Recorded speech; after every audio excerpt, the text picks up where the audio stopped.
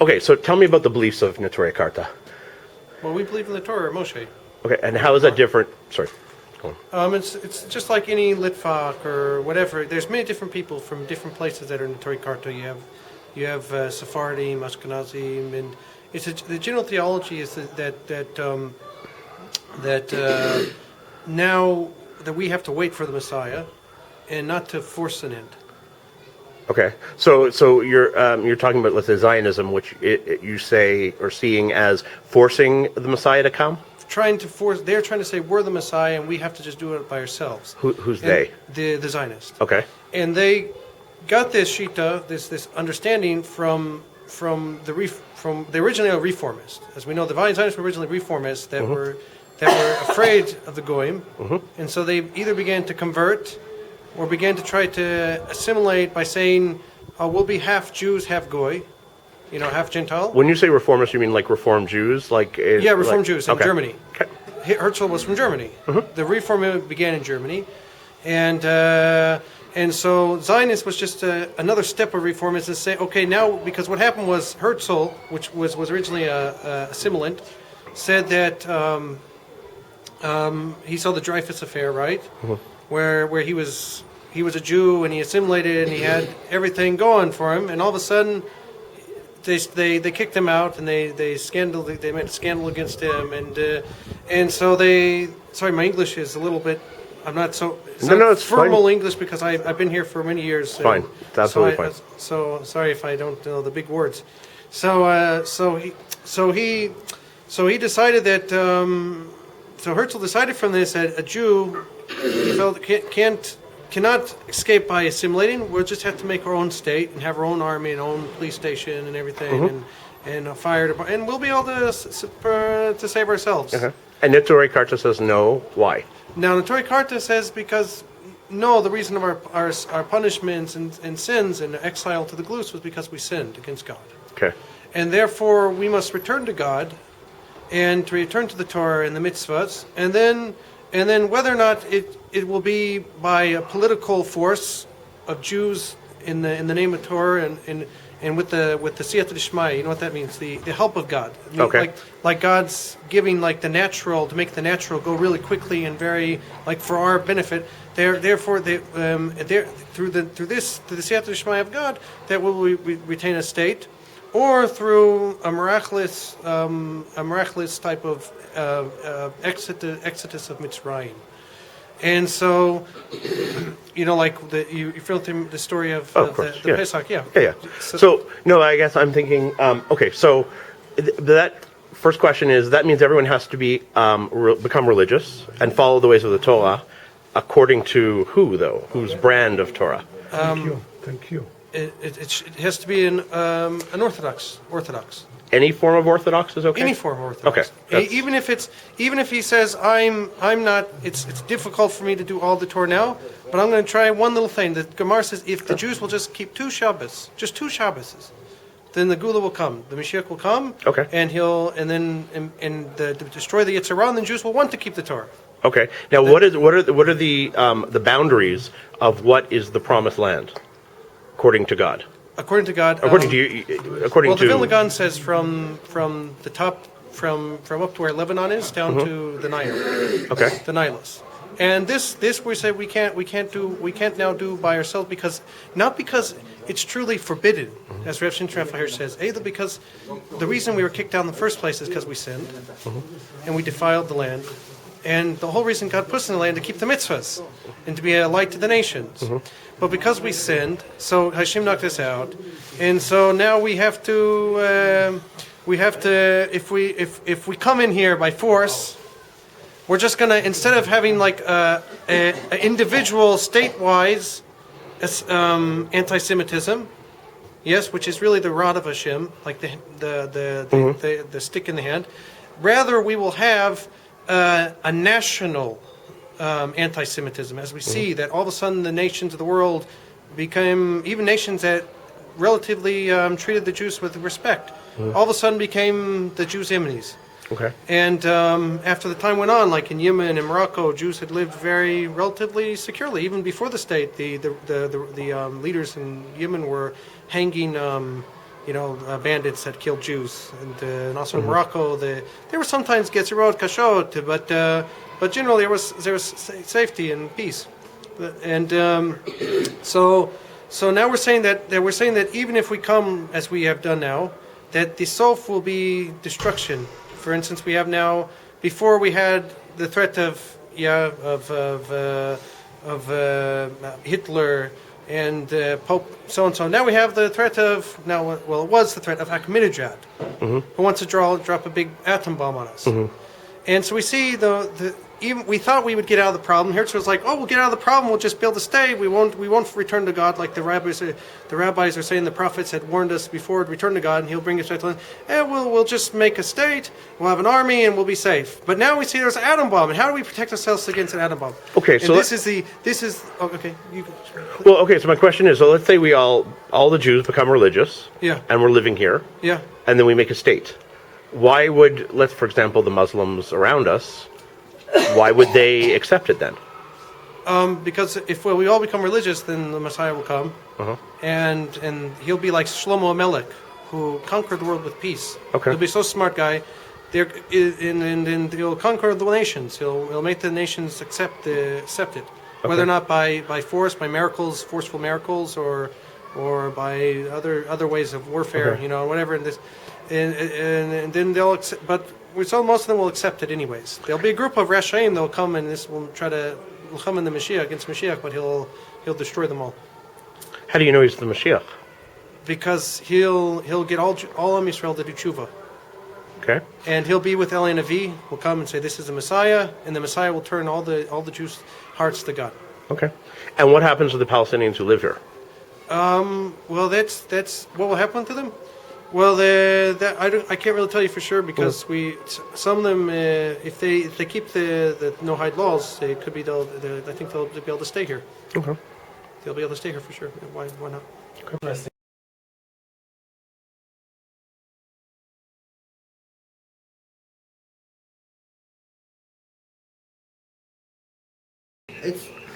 Okay. Okay. So explain what are the beliefs of Neturei Karta? Not now. Okay. If you want not? No. You put Why it. not? You put it. I not. I need to make it. What? If you can make one on picture. Okay, 1 second. have not time You to asked me the questions. Yeah. Go Okay. ahead. So what are the beliefs of Neturei Karta? Just a general overview. What? Okay.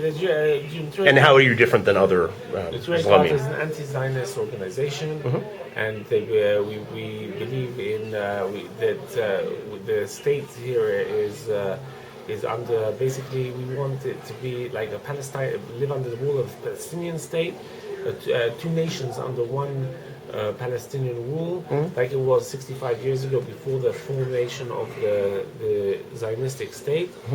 We believe that the Israelis here are acting very not nice to the ultra-Orthodox people. They're desecrating the graves. They're not keeping the Sabbath. They're not Sorry, keeping desecrating whose graves? the graves. Any graves, the people die. Yeah, I know, but we're talking about Jewish people or we're talking about Palestinians? Jewish Okay. ones. They're desecrating the Jewish graves. They're building hotels on them, apartment buildings on them.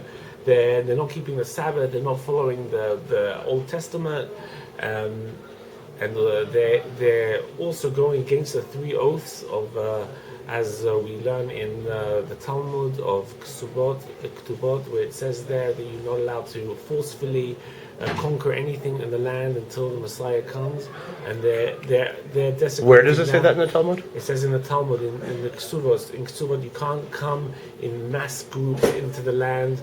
Since we were expelled 2,000 years ago, since the desecration of the Second Temple, we were expelled from here.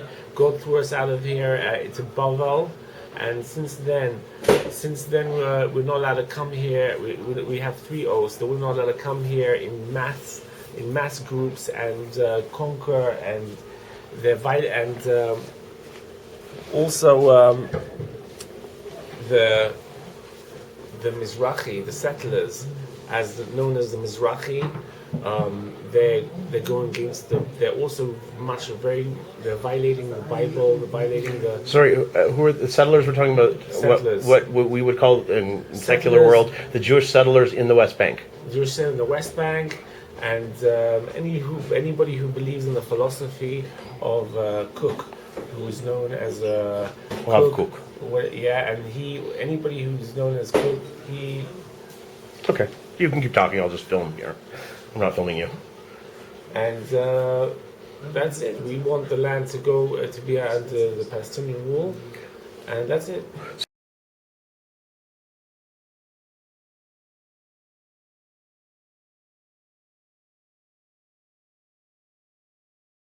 So okay, so get this right. You're Cook, voila.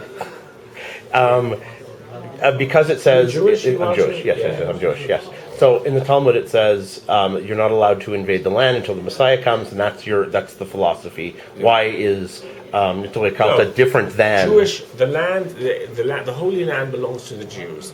Because we were expelled. Well, 2,000 years ago there was a temple here, and it was ruined, and we were expelled. God threw us off the land because of our sins. God threw us off the land. So now we can't come back here and conquer it forcefully. And there's Satmarov speaks about it very in depth in his book called Vayol Moshe, and he speaks about it very strongly how the three promises that you can't come into the land forcefully, you can't conquer forcefully, and you can't. You have to be very nice to the non-Jewish people that are living on the land, and the Zionists are very, very mean to the Arabs here, and they're putting them in jail for 30, 40 years. Young kids, 15, 16-year-olds, they're putting them into jail for the Palestinians. They're putting them into jail for 30, 40 years, and they're being very harm. No, it's not true, but okay. Yeah, it's true, 100%. I know people, I'm telling you. And they're also being very rude and very mean to the ultra-Orthodox. They come here and they gas us, and they come in the middle of the night, and they take us out of our houses in the middle of the night. Oh wait, sorry. Who gasses? The army gasses you and not takes the you army, out. the police. The police come here, and when we have a small demonstration, they come and they come in the middle of the night, and they come and they wake up the whole house, and to find somebody for no reason. They wouldn't dare do that to secular people. They take advantage of the ultra orthodox. They know that they're weak, and they're not going to do anything to them, so they take advantage of them. Okay, wait. Now going back to I have to ask. Yeah. So you need to get by. Go ahead. I'm on camera. No. I can only see here. You moved here though. So Yeah. I mean, if you're not allowed to move here, then how did you move here? No, you're allowed to move here individually, but not come here in groups, in major groups, and conquer forcefully and do anything forceful on the land. You can't do anything forcefully on the land. So if Jews who came here, for example, Jews who came here from Poland or Yemen. It sounds Yemen. not realistic. You live here. Why can't you do things forcefully? No, I'm not asking about forcefully. Yeah. I'm saying if somebody comes here from Yemen or from Poland or from America or from Morocco, and they bought a house and they worked and they whatever, how is that forcefully? How's that forcefully? That's not forcefully so far.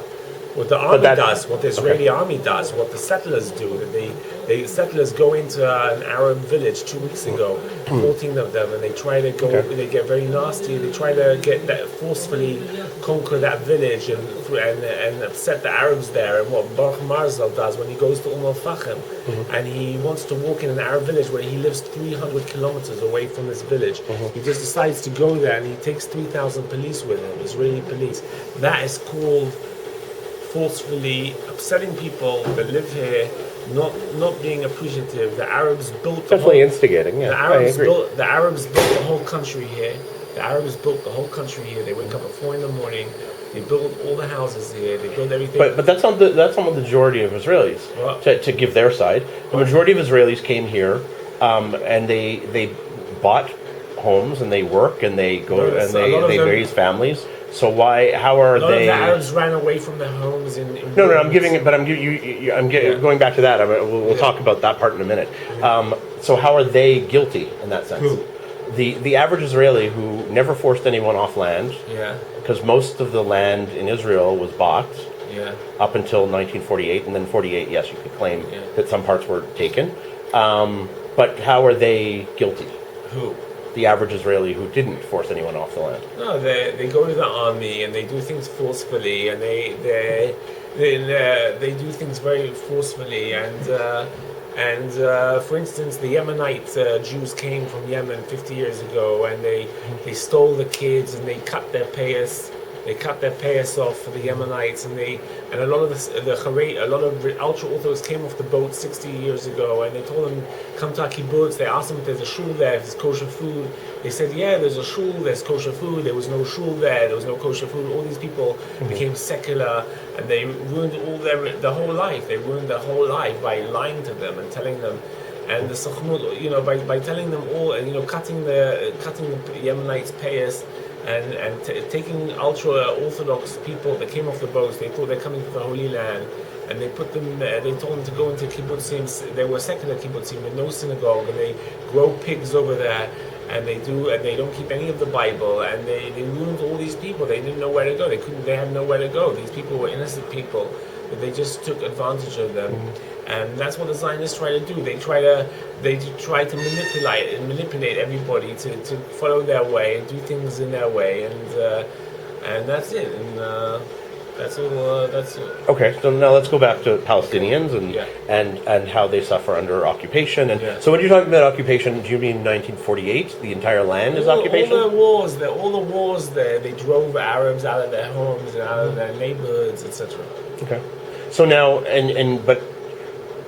Okay, so when the Messiah comes, my Yeah. question is, what happens to the Palestinians? When the Messiah comes? No, when the Messiah comes, I'm not sure. I don't know. The Messiah's never come, so I don't know what's going to happen here. But it's going to be a big problem here because there's a lot of people here that didn't keep that never kept the Bible for many, many years, and their children they send their children to secular schools, and now the government is totally against Haredim, and the government wants to close down all the yeshivas in the country, and they've cut their budget 70% already. They've just cut it. They've taken all their money. They keep on saying that the Haredim take the money, when they get billions of dollars from America and from other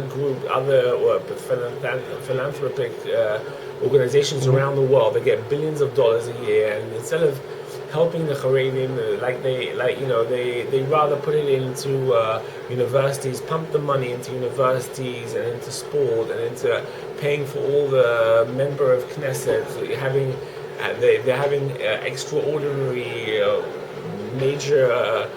major salaries every year, every month. Okay. That's it. Okay.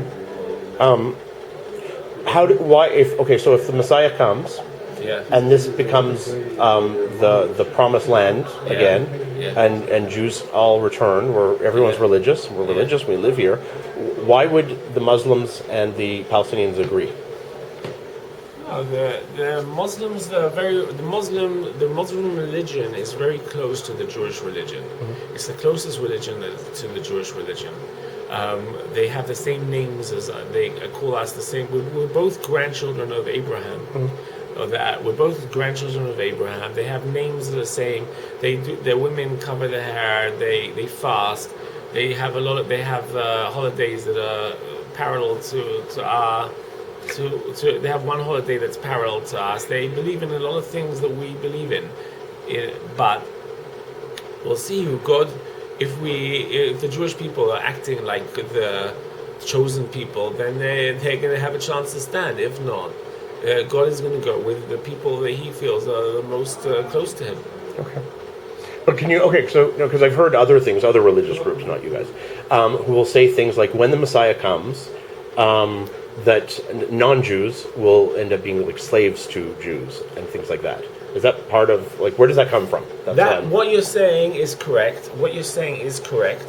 And what does it mean? But that's only when all the Jewish people around the world and here are acting like proper Jews. Okay. And none of the Jews around here are acting like proper Jews. So that's not... Well, and also, what does it mean that they'll be slaves? What does that mean?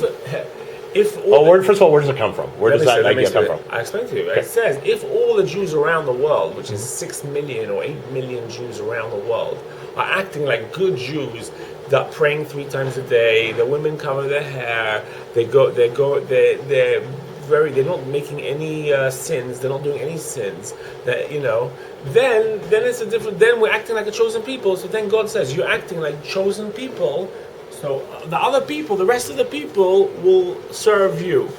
But if the Jewish people are acting like nowhere near the chosen people at all, most of the Jewish people are intermarrying, not keeping the Sabbath, not eating non-kosher, not keeping the holidays, intermarrying. The women don't dress properly. They don't go to synagogue. The men don't keep Shabbat. Then that is all. There's nowhere near. They're nowhere near anywhere acting like the chosen people. So there's nothing to talk about that. That is only when all the people act like proper people. Then there's something to talk. You understand what I'm saying? Mm-hmm. But then we're nowhere near that stage.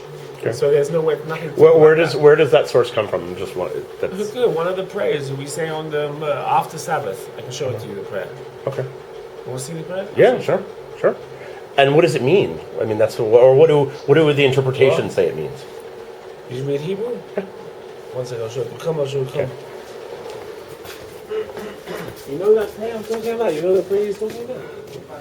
I know. Elohim lo asa li goy. I mean, Elohim, but that's something else. I'll show it to you. Yeah, we say it after Shabbat. Truthfully, this came from my nephew, who asked me, who heard this, and I said, I don't know. We never got to that in my religious school. So It's only when.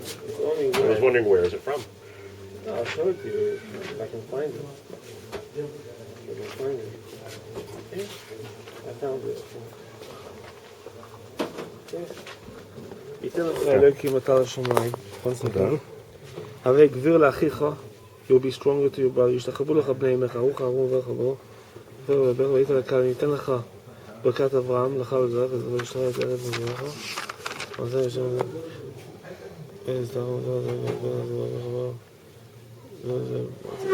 ברוך תהיה מכל העמים. You'll be blessed from all the nations. לא יהיה לך עכו ועקור ממתכו. One second. יבדוך העמים. What does it say? What does it say?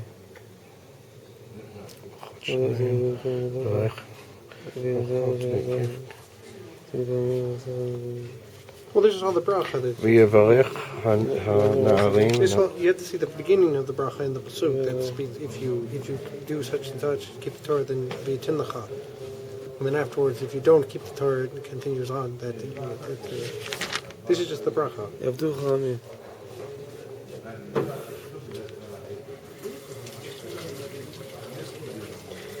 It says here, כאשר מקרא ברכך, כאשר דבר ואהבת הגויים רבים, you'll lend to the goyim.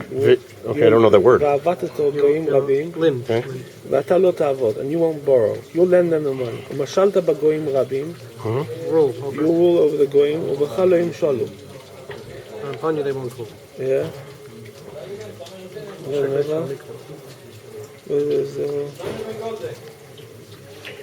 These are all promises brought in the Torah that if you would keep the Torah, then I guess I'm wondering, okay, I come from a humanistic background, not a religious background, but is that a moral thing? What? no, they'll want to, because they'll see you're such a great person. Like, for instance, you want to serve your country. Okay. It's not an avdus with a Jew is a different avdus from the American, black slave movement. Okay.